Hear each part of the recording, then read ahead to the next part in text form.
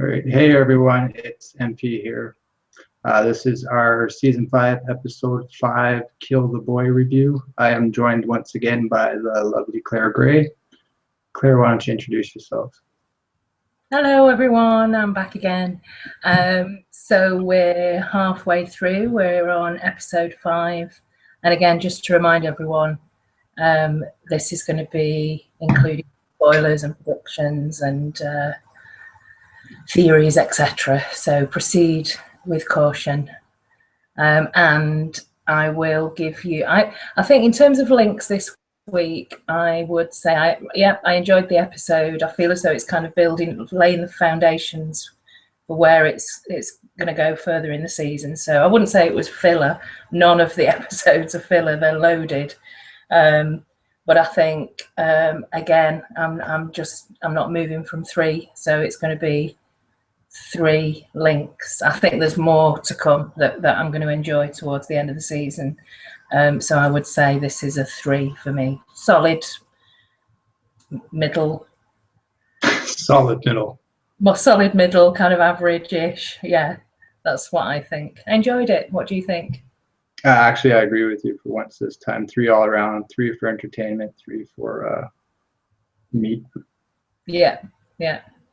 So we don't have any Dawn, we don't have any Bravos, and interestingly, we don't even have a peek at King's Landing this week. So we're just focused. This episode is focused on Marine and Valeria in Essos, and then back in Westeros, just up in the north. So we've got lots of scenes at the Wall with Stannis and his army finally leaving. And we've got lots of stuff going on in Winterfell as well. So all of those stories are developing. So the Wall and Winterfell, loads of stuff, foundations being laid there. But if we go back to Marine, first of all, so if we think about what happened there, so this is the aftermath of the big battle between the Sons of the Harpy and the Unsullied with Barristan. So we can see Barristan didn't make it. Grey Worm did, and there was a touching scene between Grey Worm and Missandei. In terms of theme, I think for me there's something that kind of possibly hits right here at the very beginning. I mean, we've talked about a number of different themes that could come from this episode. I mean, I was saying originally that there's a lot around kind of a build-up of story arcs that relate to vengeance, and we talked about the Kill the Boy, and that can be relating to the speech that Danny gave about our dragons. So it's that kind of like the concept of to give up or not give up on your children. So you've got the relationship between Roose and Ramsay, and obviously there's another Bolton on the way. And then you've got, for me, there's and we've talked about this with Catelyn, and that kind of drive for vengeance, but also not giving up on her children via Brienne. And then obviously you've got Dany and the dragons. And I'll come back to Kill the Boy in a second, because there's a few things that come out for me with the actual title. But what about the theme for you? I think there's a few things there, wasn't there? Yeah, I got a couple. First, I just want to say if I seem a little spaced during this review, I apologize. I am exhausted and completely tired, so I have a funny feeling I'll be like Meister Pycelle and half nodding off during this. Okay. I apologize for that, and I'm sure Claire will keep me awake. I have themes of keep your enemies close / uneasy alliances. We get that various stages throughout this episode, and personally I think obviously with the Kill the Boy reference and Let the Man Be Born, there's a foreshadowing aspect of resurrections to come, and I think that will play a role in this season.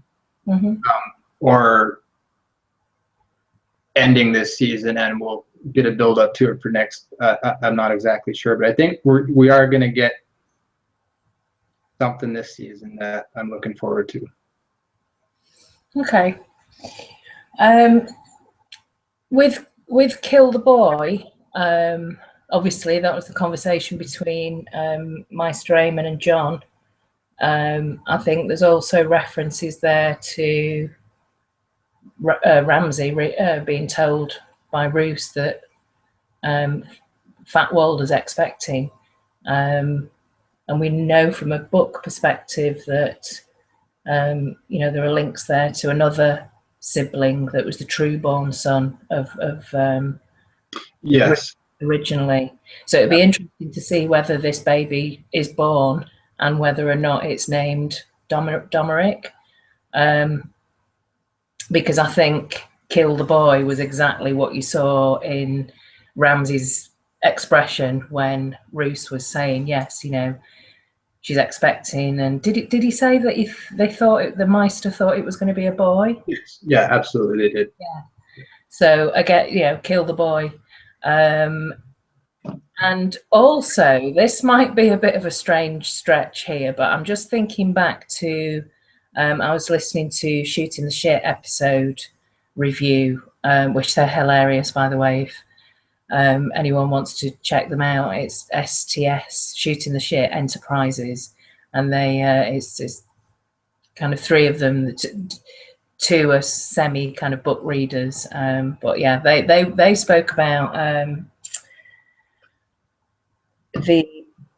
there's a kind of mixture potion that the Unsullied are given that helps them to maintain their. This is from the books, that helps them to maintain their strength and makes them more kind of emotionless.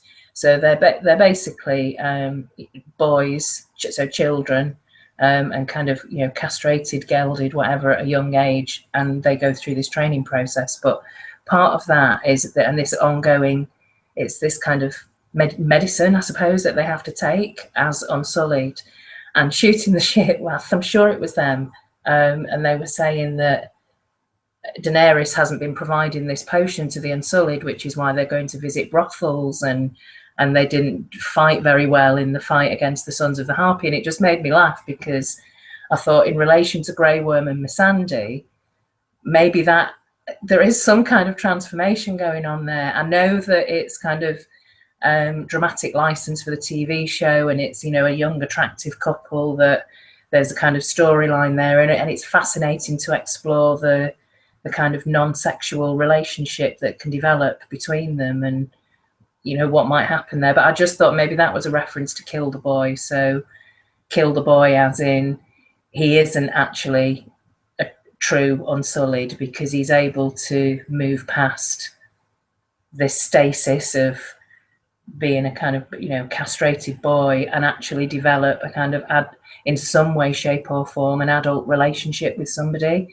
So I thought that might have a reference to Kill the Boy. As well as the other references around Roose and Ramsay, and and a pregnant Fat Walder.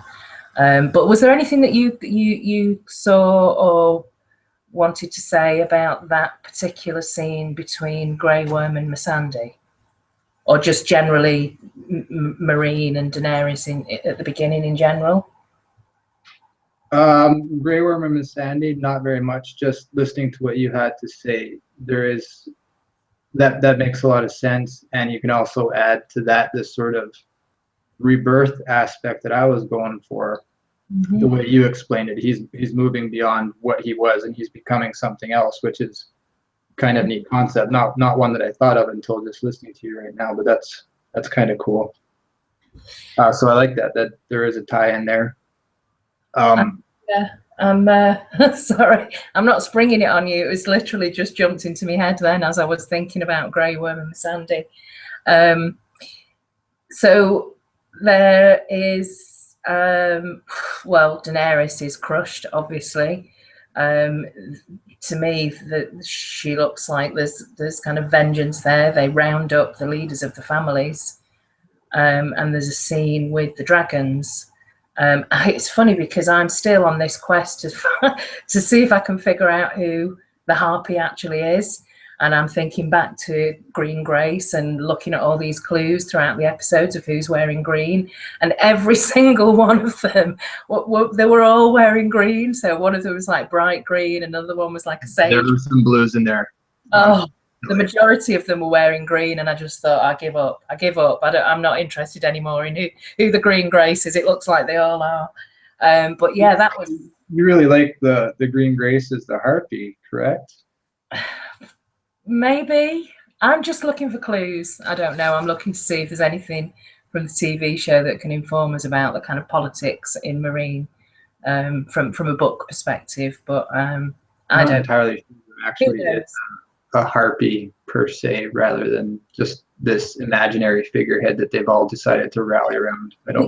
But somebody is giving orders. Somebody is directing the Sons of the Harpy. So yes, it's a but person. it may be this sort of group that's just formed, and perhaps they've nominated a leader, sort of in the way Grey Worm was nominated as the unsullied leader. But I don't think there's just this one specific person. I think it's just a general group of people. I'd be interested to find out a bit more about the politics in Marine and because this is forging of a political alliance now between Dany and Hisdar, and I think it's a sign of Daenerys and her maturity as well. So that could be, you know, kill the boy from the perspective of Dany growing up a little bit. And I think it'd be interesting if the politics was simplified for book readers, to be honest with you, by using the TV show as a kind of vehicle to explain that.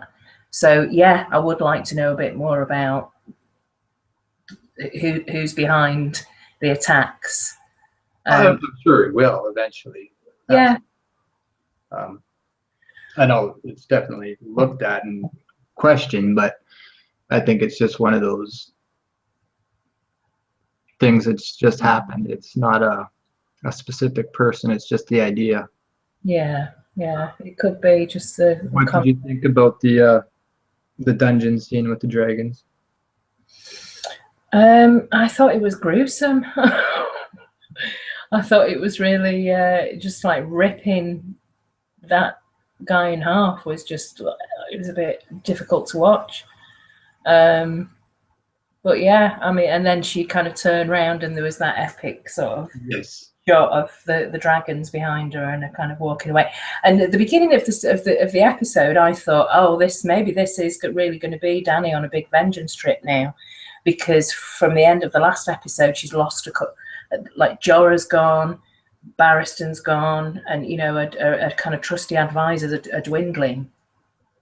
And I read something somewhere, I think it was on Facebook, and the title of the article was Daenerys Targaryen breaks bad, and that it's all going to be like, oh, you know, you're going to see her really change, and she's going to be this, like, you know, she'll be like the Mad Queen. And at the beginning of this episode, that particular scene in the dungeons where she's very kind of like, I don't know, maybe she was a bit like Walter White, but a bit intimidating, and it was like, whoa. And I thought maybe she is gonna. There is. Yeah. Well, then I'm glad that it changed towards the end, and it did. You know, you could do the signs of maturity now from Daenerys, which gives us hope for the future, I guess. You know, the conversation between her and, well, I guess all of the heads of the houses, but when she talks about the dragons as her children and never giving up on her children, I think that obviously applies throughout. Even the villains seem to be saying that in this episode. Roose to Ramsay, I looked at you and realized you're my son, so I didn't throw you in the river, or whatever he said. Yeah. Good point. That image that you spoke of with Dany centered and the two dragon heads, that's like the three heads of the dragon right there. Well, yeah. I'm guessing that's a big clue to Dany as one of. Mm-hmm. I don't think many people doubt that, but yeah, I think we're likely to see that at the end of this season. I would have thought. See what? Sorry. Dany on a dragon. Oh, on a dragon. Yeah, no, that absolutely. Yeah, I think that'll be episode 10 myself. So before Dany approaches his star, he's kind of, on his knees and he's saying, I've realised I don't want to die. It's funny because the guy who plays his star, the actor who plays his star, is kind of a comedy actor in the UK. So I keep thinking that he's going to come out with something hilariously funny. But he's not. This is like a real serious role for him, obviously. But he was in a comedy series here where he's been in a couple of things where he's actually quite funny. So I keep expecting something to happen where it sounds like a hilarious joke. But anyway, before Dany goes to visit him and kind of makes the offer around the political marriage and resolving the issues and giving the people what they want and opening the fighting pits, she talks to Missandei, and she's obviously, she's looking to Missandei for advice on what to do next. I know that you said, was there anything that you want to say about that dialogue?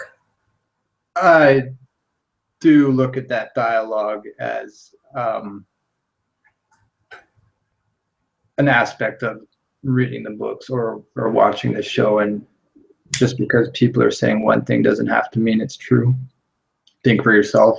Come to whatever conclusions you want, but I like the fact that they say Dany has weighed what other people have said, but she's also refused them and made her own choices because she saw an answer herself that nobody else saw. Yeah. I really did like that line. Yeah. There's some really fascinating dialogue that you can look at. I just like the way that they're merging a lot of the book stories and characters and themes that they know they've not got the time or the budget to be able to incorporate, but there are nice little nods here and there to either existing stories that we know from the existing books or possibly some foreshadowing for the next book. So it's things into weird situations like the Mel scene with John last episode. There's this thing that never happens, although the dialogue absolutely does happen. She says those exact words about we are two halves of the whole, blah, blah, blah, blah, blah, blah, blah. Yeah. Is there anything else that you want to say about Meereen before we move on to Valyria? It's a good thing I have a suitor already on bended knee. I'll get into it a little bit later on, but that does remind me of Torrhen Stark. Not that he was going to marry not the Mad King, but Aegon at the very, very beginning. If people aren't sure of who I'm talking about, Torrhen is the king who knelt. But there's aspects of that in this episode that comes later on when we get to the wall, but I apply this to it as well. Yeah, that's cool. So let's move over then to, we've got Jorah and Tyrion on the boat, and he mentions the Rhine, Tyrion, from what I can remember. Yes. But clearly they're passing through the kind of smoking sea, and you can see, I think, again, the kind of cinematography and everything, just the kind of boat trip that they were taking, you really felt as though you were there. And then you see the walls and the bridges and the kind of stone men that are hidden. That whole scene scared me. I knew that there was going to be something happening, and obviously it's been dropped several times, references to the stone men already up to this episode, so we knew that we were going to see them. I mean, I thought they moved a bit quicker than I expected them to. I thought they would actually be kind of, a bit more kind of slow moving, like zombie-ish type of creatures. But yeah, that was pretty scary. So it looks as though they've both been affected, because the one that fell in the water actually grabbed Tyrion. He's got his clothes on. They're touching clothes. I don't think they were touching skin. Yeah, I'm not sure. Plus, and I don't know whether it applies or not, but it's done underwater. I don't know if there's a sort of instant cleaning that could happen. Yeah. It doesn't get infected, possibly not. But then we see that at the very end, the closing scene is Jorah. He's going to be hiding. You know, he's going to be.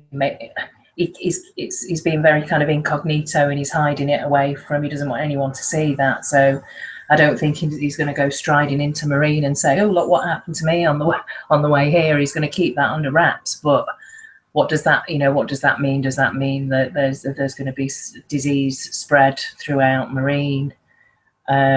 We know from the books that there's something similar that happens, but it's the pale mare, not grayscale. But again, it's a disease that spreads and is contagious, and it's being brought to Meereen, if that's where they end up, through Jorah.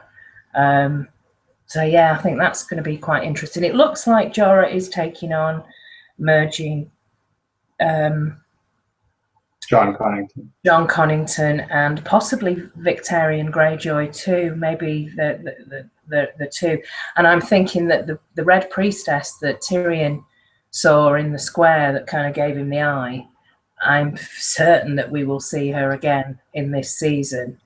And maybe she's replacing Makoro, and they all kind of, the three of them, meet up and get together, and she tries to cure. This episode, sorry, finish. No, carry on. No, that was it really. It was just the grayscale. When they were sailing into Valyria this episode, and he said pirates are afraid of this, I thought, oh shit, maybe we are actually gonna get Victarion. But now that they're on foot, I'm not sure. Do you think some? I don't know. I think we might still. Well, I hope so. I think it would be really poor of them not to just to drop the Greyjoys completely. I guess it all depends on how they want to progress the story in Westeros. Towards, yeah, I don't know. Well, in the comments for the review that we did last week, Halfman Targ said that there was discussions about, it must have been really difficult for them to say, look, we want to cover these locations and story arcs, and something's got to give, because there's discussions about the budget and what can be achieved within the timescale as well. So maybe it did come down to we either cover Dawn or we cover the Greyjoys. Which one could have just been a nod to Victarion and Valyria, and we touched on it, but we're not going to give it to you. I can see that happening as well.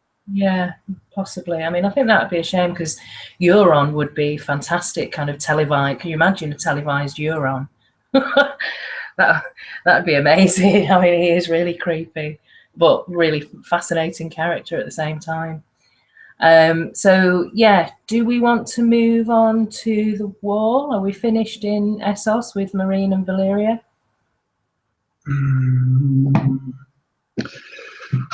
I made some notes about the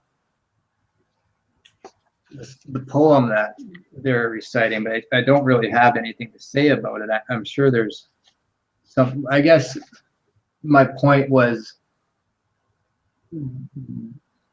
the eternal question of what actually caused the doom of Valyria, and the tie into the traditions that Dany is now adopting to prevent sort of this not explosive type doom, but the political doom that was happening in Meereen. So we'll see how things progress there. I did have some sort of point, but I never actually fully. Yeah. I mean, I hope with Marina, like I say, I hope they simplify some of the politics and we get to find out a bit more about what's going on there in the lead up to, I would imagine that there's going to be, you know, one question, sorry, again, I'm interrupting, I'm tired. Grayscale, to me, it's not the pale mare or the bloody flux. It's a different sort of poison, and that Jorah knows he has it, and now it's up to him to not spread it. It seems to be just spread by touch, right? I'm struggling to figure out how this becomes this massive outbreak. Yeah. And it appears to show up like, well, seemingly instantaneous. Whereas the pale mare and the bloody flux, that was like water through the water supplies as well, wasn't it? And the sewerage, and it was the in the camps and everything. That's how it spread so quickly. Mm-hmm. So I don't know. I'm not sure. I mean, I guess we'll see what happens when he turns up, or if you intend to spread the grayscale, you go around, you know, touching everybody, fine. But you sort of expect that the next person that gets it is going to be aware of it and either decide not to. I know the Stonemen themselves, as we just saw them, are a little bit more crazy and willing to do stuff, but Jorah's still sane at the moment. Yeah. I think he's going to stop himself from spreading the disease. So I'm a little confused about that. And the grayscale in general as a whole throughout the story. Yeah, well, I mean, we'll see what happens. It's bound to have some kind of impact. Because absolutely. I'm just not sure how it was very dramatic as a closing scene. Okay, let's move to the wall. So there's a number of scenes here. We've got Sam with Maester Aemon, and then Jon joins in the discussion, and he wants to ask Maester Aemon some advice about how to deal with the, it makes me laugh the way he pronounces it, but how to deal with the wildlings.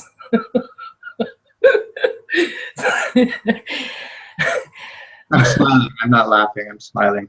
The camera's on. I'm too tired. About the wildlings. But yeah, and then Maester Aemon just basically says, you know, it's time to grow up, kiddo. Kill the boy, because, you know, let the man be born, which is quite an epic conversation that was had in the books a lot earlier. Well, this also kind of ties in, I think, with some of the Maester Aemon getting ready to die kind of speech. But we'll see what happens. I hope he makes it, because I think he's a great actor and I think he's a great character. But we'll see what happens there. And then we've got Jon wanting to, so he's obviously got his plan about appeasing and like you say, uneasy alliances with the wildlings. So there's a whole load of stuff going on at the wall. There's quite a lot of story development there, and it really speeds on throughout what happens in the books, because there's loads of political stuff going on there in the books, and obviously there's a lot more scope with more characters, and the timing of things just seems to be a bit mixed up for me, but yeah. So and also Sam references Old Town, you know, so is there, yeah, I was going to ask you the exact same later on in the season for him to be sent away to go down to Old Town with Gilly. That would be really interesting if that happens. I'd love to see how they cover the Citadel and Old Town in the TV show. But yeah, before we get on to Stannis, what do you think about those scenes with Sam and Maester Aemon and Jon and the wildlings of Tormund? Well, the feather was present with Jon again. Right. The scenes with Tormund, the speech, and this is sort of where I go to Torrhen Stark, the king who knelt. It just seems like this is something that he would have had to have wrestled with before kneeling. to Aegon. Make peace to save your skin, make peace to save your people. The walkers are coming and they'll hit your people first. This is Jon to Tormund. Even their names are similar. But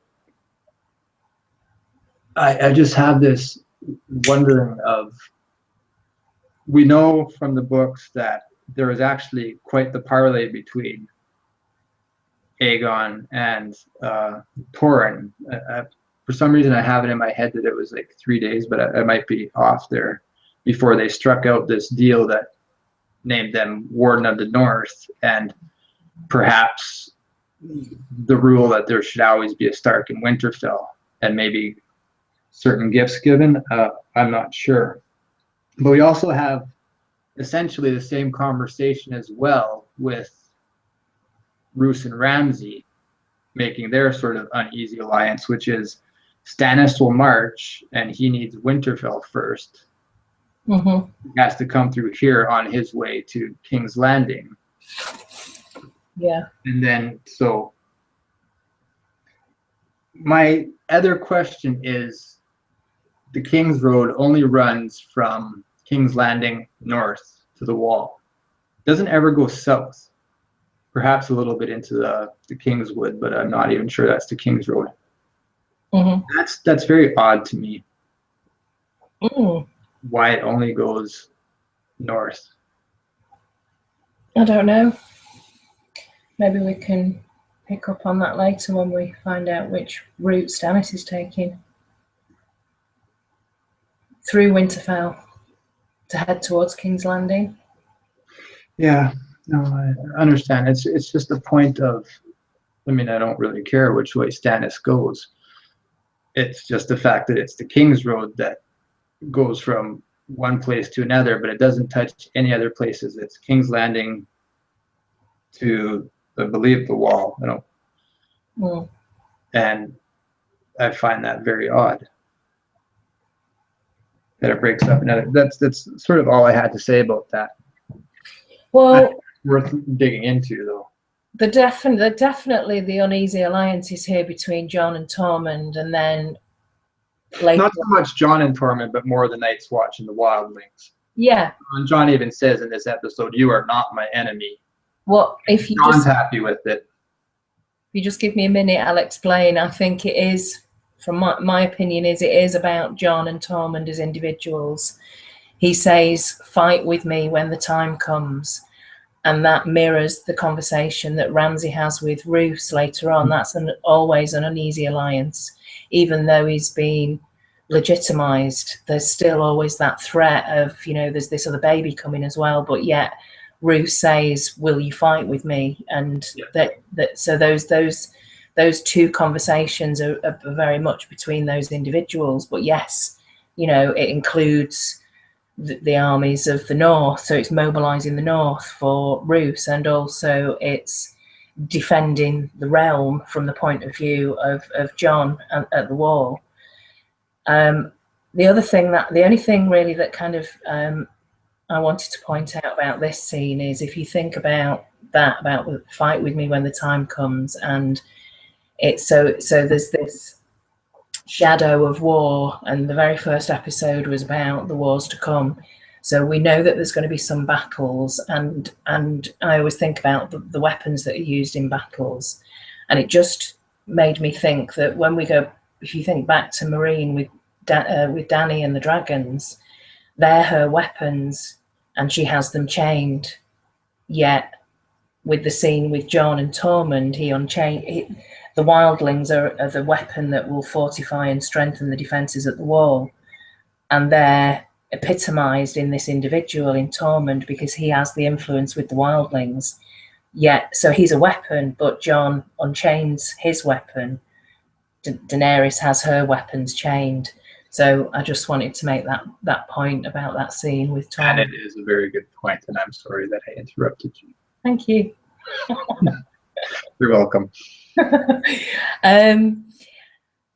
So we then move on to Jon trying to convince the entire Night's Watch that having an alliance with the wildlings is a good thing. And there's a hilarious moment with Stannis where Jon says something about we'll have less enemies, and Stannis whispers under his breath fewer, which makes me laugh because this conversation before with Tony about the pink letter and about how funny it is that Stannis is a bit of a grammar Nazi when it comes to being very precise about what should be in a letter and how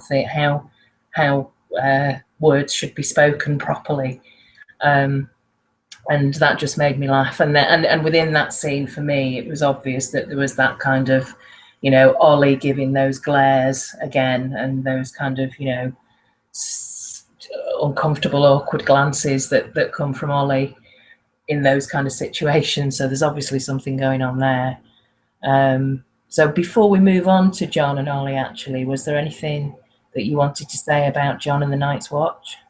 Well, no, absolutely. You got the grammar police, and that's, in my opinion, and I believe yours and Tony's as well, that's proof that his theory about a man's writing the pink letter is solid. Stannis is, very particular when it comes to wording. Yeah. The other thing, though, is we have our own version, smaller version of a pink letter in this episode, which is who the fuck is writing to Sam and Maester Aemon about Dany. That's weird. Who would do that? I don't understand that at all. That was a strange letter. Yeah, it's I can't recall it from the books myself, so. No. That was. I mean, I don't know. There was a conversation as Maestro. Well, I mean, when we covered this, when we did the Sam chapter from Feast, we did a whole episode on it on Don's channel, Don the Kraken Wits channel. Absolutely. And Sweet's channel. So we go into that in a lot more detail in that video. But this relates to the dying and the death of Maester Aemon and his dreams about Daenerys and the whole kind of Targaryen history. But he says something different. dream. Go ahead, sorry. Yeah, no, I was just going to say there are references to that in the books, but there's never a letter that arrives at the wall saying, "Oh, by the way, did you know that this is what's going on with Daenerys? Why? Who would write that letter? Why? What would be the purpose?" So that's a really weird thing that's kind of left unanswered. And why to the wall? So yeah, very strange. But Aemon says one thing that's interesting is a Targaryen alone is a terrible thing, implying that the Targaryen needs more family with him. And he also says, blah, blah, blah, her only kin is way far away. He of course, I believe, is meaning himself. Mm-hmm. But then in comes Jon. I know a lot of people will be all over that. One other, get to it a bit later, I suppose. Are you done with Jon? Well, there's the conversation between Jon and Ollie where you can, I think before that conversation, there's a shot of Jon where you just he looks like he's tired. He looks like he's aged several years just in the short time that he's been in command. You can kind of see the strain of command on his face, but he's being very strategic and he's trying to think about how to strengthen the defenses at the wall and make alliances. And as he said, the wildlings are men. They're human beings. Absolutely. It's just the interesting conversation between Jon and Ollie about the wildlings and did he have a problem with it, and Ollie kind of saying about the wildlings killed his family and everyone that he knew. And then he kind of ended the conversation by saying to Jon, anything else, kind of, through gritted teeth. And I just thought he completely took control. So Ollie kind of took control of that conversation by ending it and saying anything else and then just leaving, which I thought was, that was kind of pushing it a bit given the position that he's in. But he obviously has very strong feelings, and I think this, there's absolutely no doubt the way that it's going in the TV show that Ollie's going to be part of the conspiracy about what might happen with John later on, if he's not, the main offender, which I think is a shame, really, that they've done it this way in the TV show, if that's what happens. But we'll see. One thing I noticed that, and I actually went back through every episode this season just on the wall scenes, is that John never has candles lit in his Meister, not Meisters, but the Lord Commander's chambers. I'm assuming that's where he's staying, but maybe that's where Stannis is staying. Never ever. There's occasionally a fire been lit, but every place else has at least a few candles. Someplace, but with John, no candles. Strange. I've never noticed that. Yeah, I just did this episode, and I was like, well, maybe it's just because it's daytime, which I believe is the case. You can tell that there's candles there. They show the candles there, and they've been lit before. You just don't ever see it with John. So I went back through all the episodes, and no, never. Interesting.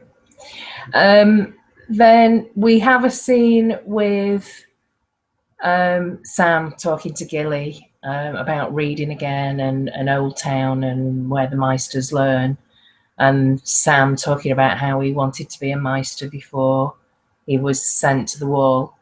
And then there's a really interesting scene with Stannis talking to Sam about who he is and who his father is, and the quote where he says, "Keep reading, Sam keep reading, Sam Tarly," which that's a nice reference to all the book readers out here. So yeah, was there anything that you wanted to add to that? I kind of like that scene, and I tore myself off this, but now that you said it back again, that's a little bit of a tongue-in-cheek joke though too, where Stannis actually finishes Sam's sentence, and he already knows what Sam's about to say. So I think that's like possibly the showrunner saying, we can give you those answers as well. You don't have to just read the books. Yeah. I know what you're saying, Mr. Sam the reader, before you even spell it out for me. But I could be off on that. No, I didn't really actually have too much on that scene. I don't believe it's maybe we'll come back to it if I do, but I don't think so. It amuses me how different TV Sam is from book Sam, even at this stage, because it's just the way when Stannis walks in and Sam, TV Sam just sort of turns around and says, "Oh, Your Grace," whereas book Sam would be like cowering in the corner and just like not knowing what to say at all. Yeah, he handles himself absolutely pretty well in front of Stannis. One thing I did want to say though is you do have the nature nurture aspect, and Stannis, being shocked that Sam is Randall Tarley's kid. So there's many different ways of looking at that, and that's possibly another clue towards RLJ if you want to dig into that. But as we know, and I think you know and agree, Sam actually is progressing into more of a hero type figure, if you will. He is Slayer. He is the only guy that's killed a White Walker, and in the books has a little bit more abnormal training later on. Yeah, he does have himself some training that he doesn't even realize is happening. I think his heroism is speeded up considerably in the TV show, though. He's like super confident compared to book Sam at this point in the story.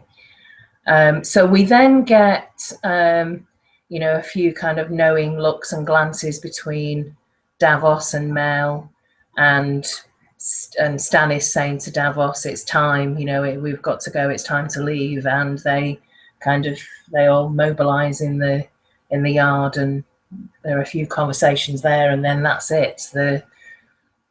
King Stannis and his troops and everyone, basically everybody, nobody's left at the wall. His wife isn't being left. His daughter isn't being left. He's taking everybody with him. Again, I'm going to throw in that keep your enemies close sort of scenario. I'm not exactly sure. Yeah. Nell is I'm sure she believes it, but I don't think that she's actually Stannis's ally, whether she thinks she is or not. Well, everybody's gone now from Stannis's camp, so that's it. The wall is left. The Night's Watch is the Night's Watch, and they're left to deal with the situation with the wildlings. Was there something that you wanted to point out about Shireen? Yes, absolutely. Shireen, and this goes to what T-Baby said in small council last week, which is I do feel that Shireen is going to be sacrificed or attempted to be sacrificed. Out of everybody in the scene, she's wearing something completely different, which is an obvious wool, I don't know what you would call it, shawl. Yeah, it was like a lamb's wool wrap. Yeah, and it just sticks out like a sore thumb through everyone in the scene except possibly Mel, because Mel's in red. To me, that's a sacrificial lamb right there. Yeah, yeah. Absolutely. So I will be predicting, and I'm just agreeing with T-Baby here, that Shireen's at least somebody's gonna attempt to sacrifice her at some point. Whether they succeed or not, I don't know. I'm And another prediction that I'm gonna go out on a limb and make here is Davos dies this season. Really? You think so? I do. Why is that?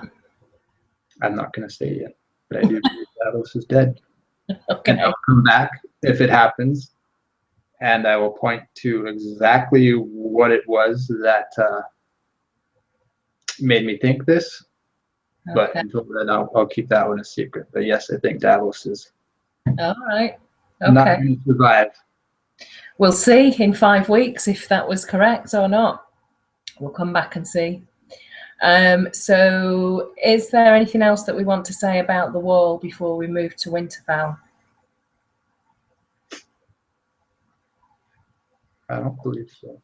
Okay, let's move on then to a bit of a strange scene between, a quite intense scene between Ramsay and Miranda. And I can't remember the conversation that they had, actually. I just know that it was like, I've got to marry Sansa, and yes, I find her attractive, and he's obviously kind of stoking up the jealousy, and there's this weird, twisted, fucked up relationship that the pair of them have. So that something weird is happening, and there's this real sense of impending doom there.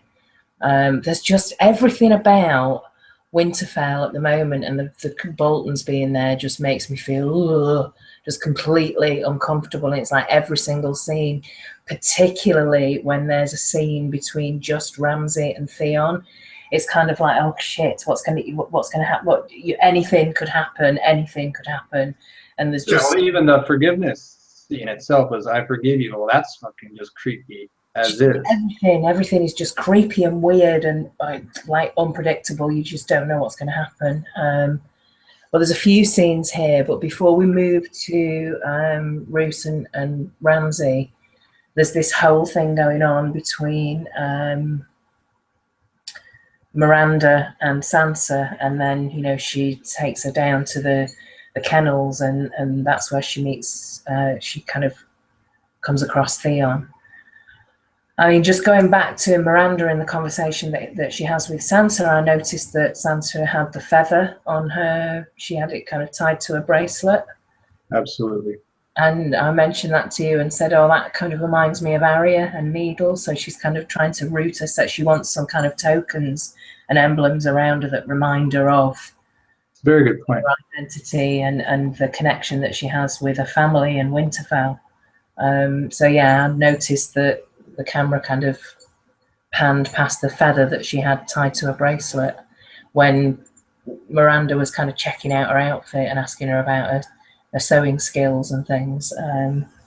But yeah, is there anything that you want to say about that whole thing with Theon? Well, after you pointed out the feather to me, which I didn't see myself, and I'm glad you pointed it out, because I think that's definitely there for a reason.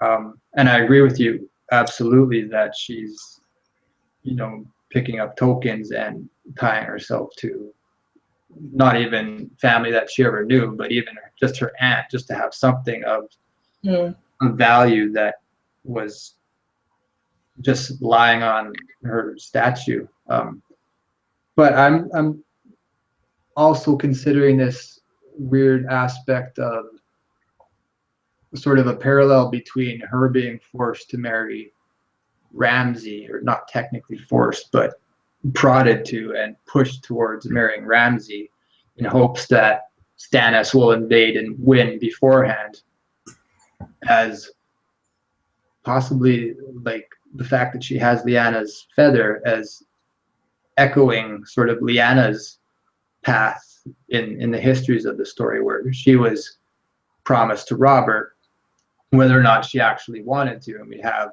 conversations with her and Ned where she's appearing to not be too thrilled about the prospect of marrying Robert. So I'm wondering if there's a little tie-in to be made there between her having Lyanna's feather. Maybe. There's certainly some significance to it, I think. Also, sorry, not picking my nose, just itching. Odd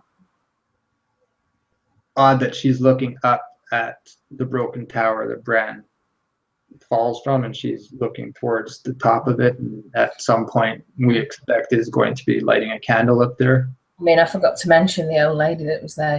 I originally, when we first saw her in a couple of episodes ago, and I thought that she might be what's her name? Lady Dustin from the books. But I don't think she is. I think she is just, one of the small folk in Winterfell, or of the North. And, she says to her, if, you're not alone, the North remembers. If you ever feel the need, just light a candle in the top window was it in the Broken Tower? Yeah. And that's where she is, where she's talking to Miranda. Yeah, I mean, I think this links to something later on with Brienne, but we'll come to that towards the end. Yeah, I just thought, again, it's very creepy. The whole thing with Theon and Miranda. And just Sansa, just that kind of, yeah, he probably is, quite sadly, the only, living connection that she has to a family. That whole scene where I have something to say on that we'll get to later on as well. But yeah, it's did you have anything from the Ramsay Miranda scene? I have nothing really. No. Once again, this aspect of, which is the theme throughout the whole fucking series, but people being married off when they don't necessarily want it, just being told to marry this person, whether that person, and then Miranda saying maybe she'll marry somebody, and Ramsay making the joke about who can she marry? She's the kennel master's dog. Yeah. It's just very disturbing, the whole thing in Winterfell, and with Sansa and Theon and Miranda. It's just, I mean, Littlefinger's probably not a great deal of comfort, but she's just really got no one around her apart from the only familiarity is this fucked up version of Theon, who she knows betrayed her brothers. So she's just a horrible situation for Sansa to be in. So yeah, no wonder she's clinging to a feather. Something just jumped into my mind, and I just want to mention it. I don't necessarily agree with it. It just popped into my head now, but I'm thinking back to Theon's first introduction to the boy, or Ramsay, and he had people pretending to be people that they weren't to gain Theon's trust. Well, he did it himself. Could this old lady actually be working for Ramsay, just seeing what she's up to? Could she be a plant? Maybe. I mean, he's twisted enough, isn't he, to go down that road of, like, false sense of security. I personally don't think so, but that literally just popped into my head as you were speaking there. Just flashback of what Theon's story arc was. So that's a possibility that she is a plant. Maybe. I think, this is twice now that we've seen her, so I think there's more to come there. Then we have this, like, worst version of "Come Dine With Me" ever in with the dinner from hell, with Theon being the kind of the cupbearer. Oh God. And this horrible conversation about him giving her away. And I mean, it's interesting that at the beginning of the scene, when Ramsay, I think he's pouring a drink, and he says "mother," and refer to Walder, Fat Walder, Roos's wife. And then later, so he refers to her as mother, and then later on in the scene, he finds out that actually she is going to be a mother. Sorry. Okay. I really need a cigarette. Keep talking. Sorry. Everybody's just watching me open a window here.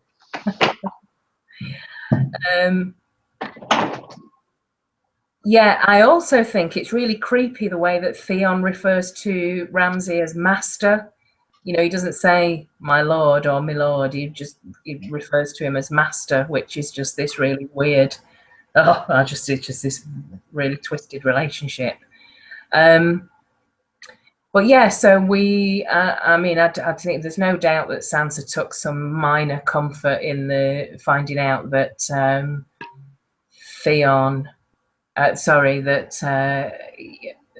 the announcement about there's a baby due.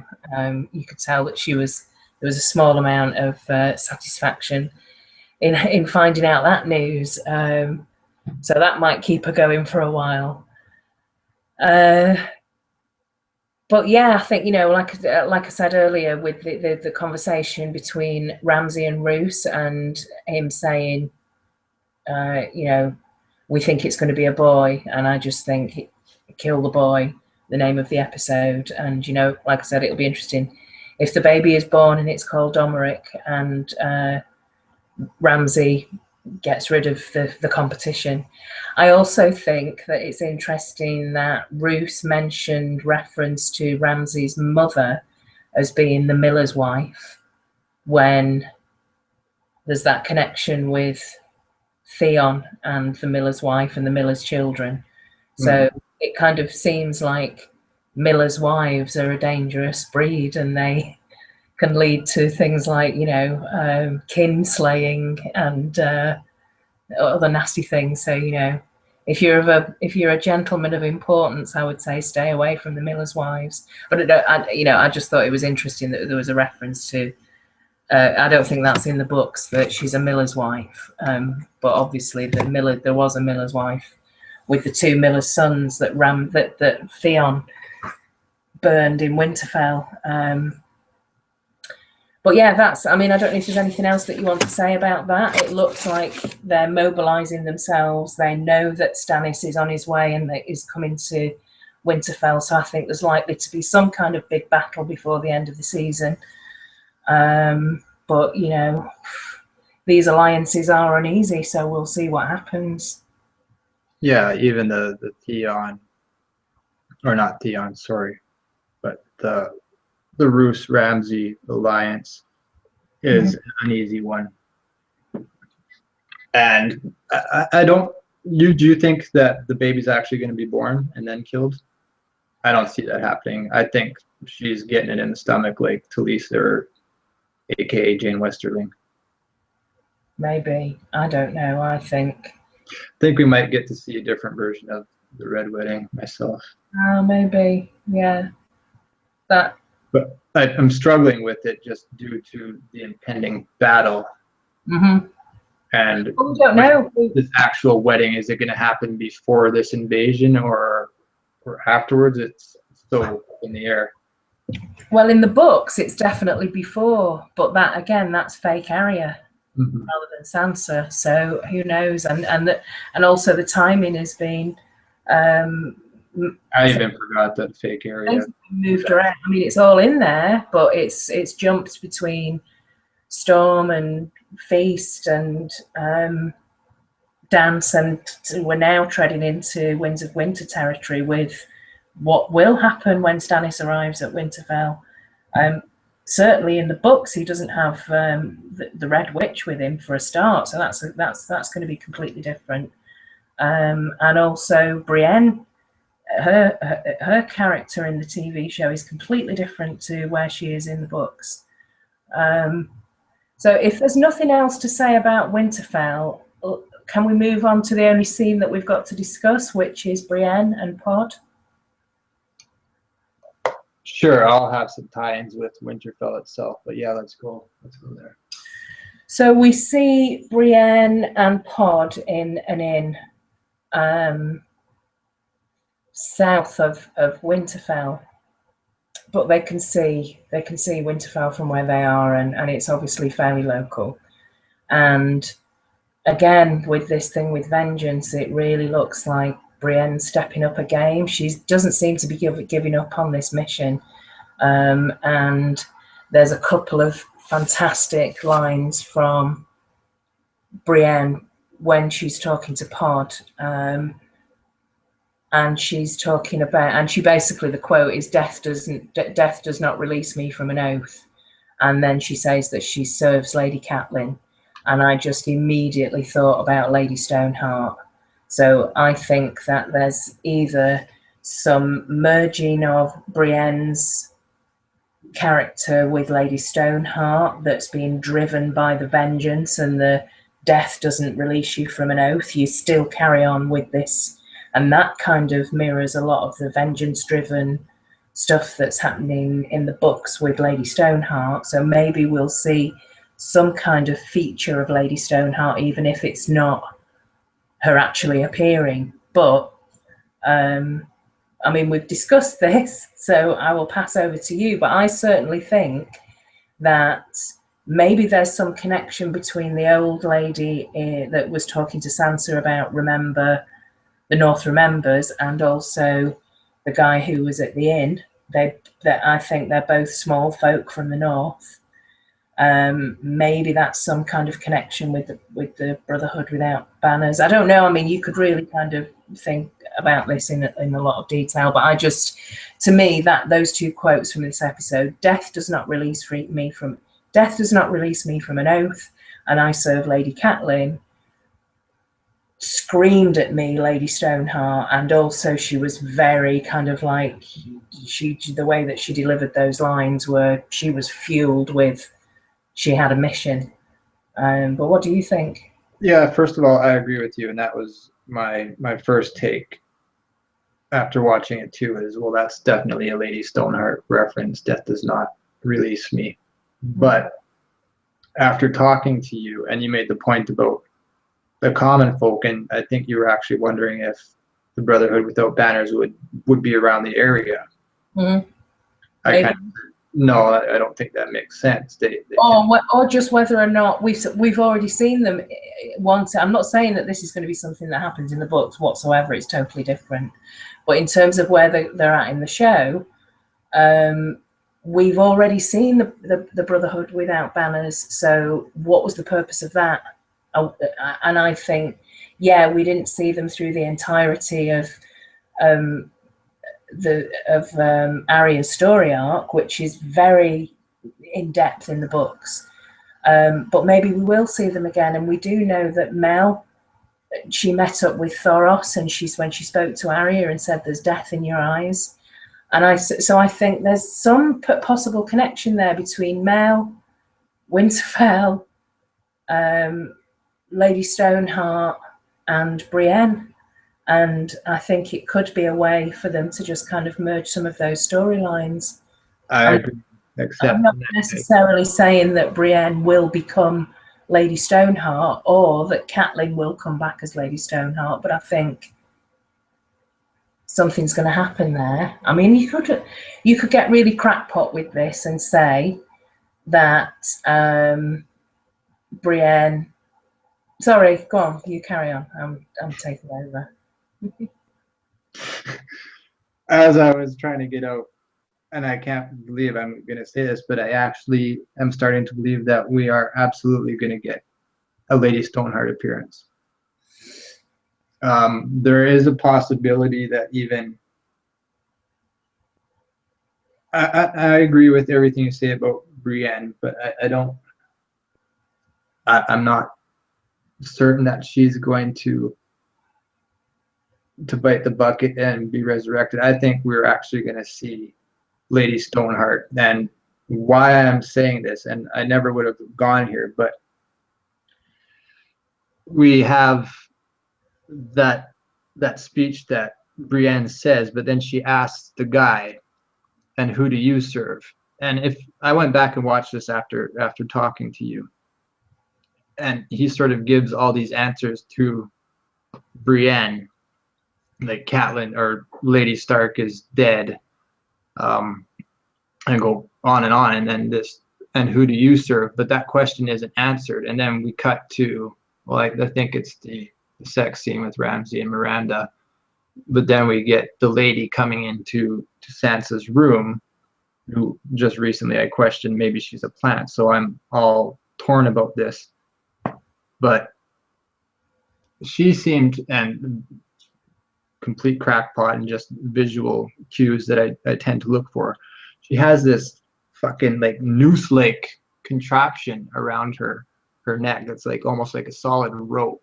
I thought that was kind of interesting, and I'm probably digging way too much into that. But also have Dany at the very beginning of this episode saying that a mother does not give up on her children. And the whole theme, or one of the themes of this episode, is resurrection. We have Kill the Boy and Azor Ahai tie-ins and stuff that you can garnish from that, or garnish.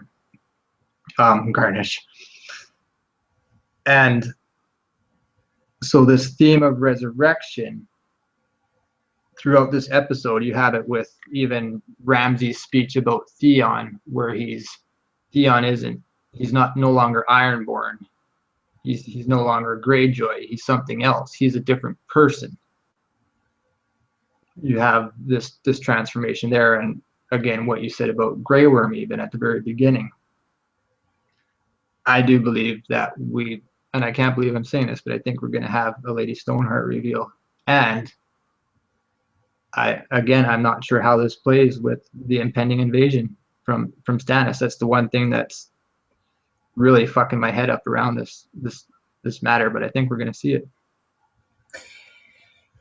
Yeah, I don't I don't know if we'll actually see Catelyn resurrected as Lady Stoneheart in the TV show. Like I said, I don't know, and you could really go quite crackpot with, Brienne turns up in Winterfell. She's kind of torn between, she wants to save Sansa, but she also sees Stannis there, and there's this other mission that she's got to kill Stannis. And I think something might happen to Brienne in Winterfell, and maybe, she could be resurrected by Mel. Maybe Mel, as a kind of advocate of the Red God, is able to do what Thoros did with Beric, or maybe Why would you think she would do that?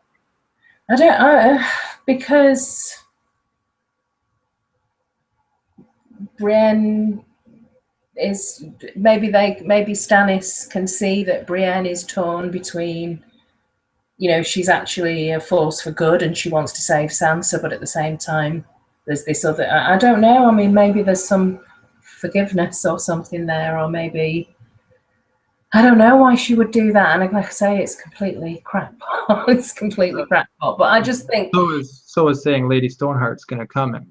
And I also struggle with, perhaps Theon is going to have this weird sort of version of her himself, because of the allusion to, which is also from the books, like Theon is a transformed person, but the mention of him being somebody totally different now in this episode, perhaps he's the one, perhaps he's going to kill Fatwalda's child. Perhaps he's, well, I think we would argue that he will be helping Sansa out eventually anyways, but I don't know, for some reason I think we're getting Stoneheart, and I don't know how that's going to play out. Yeah. In regards to Stannis is what I'm saying. I mean, I think there's going to be some twisted stuff going on between Ramsay and Sansa and Theon.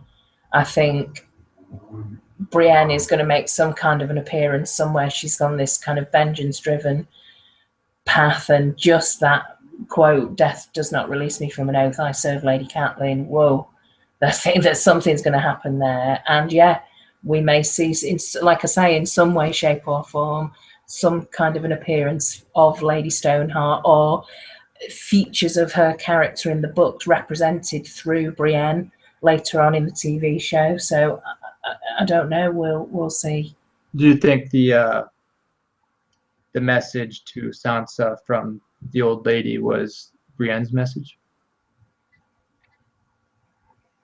Was that what Brienne wanted to tell her? Is, if you're in trouble, put the light up, light the candle? It could have been. Yeah, that could have been like a little time skip thing there. It might have been that. There does seem to be, I don't know, I just felt that there was a connection between the old lady and the guy at the inn, the innkeeper. Well, you're absolutely right. They are common folk, and you don't always get that. Usually it's characters of some substance that you're having dialogue with. Occasionally you have the non-existent interloper pop in and out, but yeah, we'll see what happens. Yeah, I enjoyed it. I enjoyed the episode. I think I would probably say, I mean, I don't know if you've got anything else to say, but just for me, in terms of summing up, I would say, what's my favourite? My favourite scene was probably that one, actually, with Brienne and her saying that quote. This is what I meant to go to. Sorry for this is going way back to the beginning, but I mentioned the king who knelt and Dany, and why I felt that was something of an import. What Dany says to Hisdar is, "I will marry the leader of an ancient family." Thankfully, a suitor is already on his knees. Jon in this episode is not telling Tormund to kneel, but he's saying, put aside your differences and come. I think this is sort of hinting at a Jon and Dany, and Jon having to kneel for Dany. It's, right. I will marry the leader of an ancient family. She's talking about Meereen here. Sooner or later, we expect she's going to arrive in Westeros. Will she marry the leader of an ancient family? What ancient family is there more so than the Starks? Yeah. And thankfully, a suitor is already on his knees. The king who knelt. Yeah. To me, that's like bing, bang, boom. Yeah. That's a good thought. Thank you. Should we wrap it up here? Wrap it up. Yeah. I think 2 hours to small council, and I'm going to try to get a nap in. Okay, well, good luck with that. Okay, so episode 6 next week. I've not seen any previews. I don't know what it's called. I watched the previews, and it looked rather interesting. So this is going to be episode 6 next week, and we'll be back hopefully next Tuesday. Yeah, and I'll be awake. Okay, and I'll be more than one episode, or watched it more than just once. You did very well, by the way, for having just watched it the one time. As I knew you would. You were a little bit worried, but thank you. Well, you kill it. Okay, I'll see you next week. Yes, you will. And bye, everybody. Thank you very much for watching. Please let us know what you think in the comments, and we will see you soon. Take care. Bye. Bye.